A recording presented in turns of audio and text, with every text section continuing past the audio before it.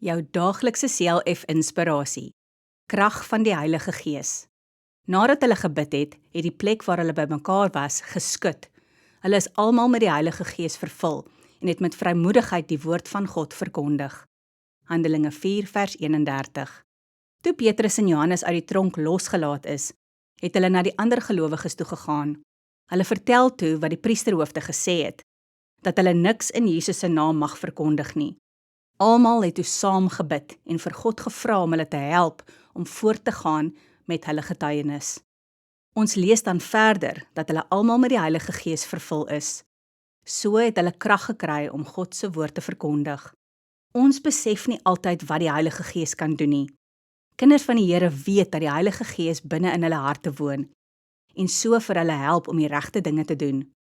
Vra net elke dag dat die Heilige Gees binne in jou ook vir jou sal leer om God se woord aan ander oor te dra. Kom ons bid saam. Heilige Gees van God, maak my ook gewillig om vir U te werk. Amen.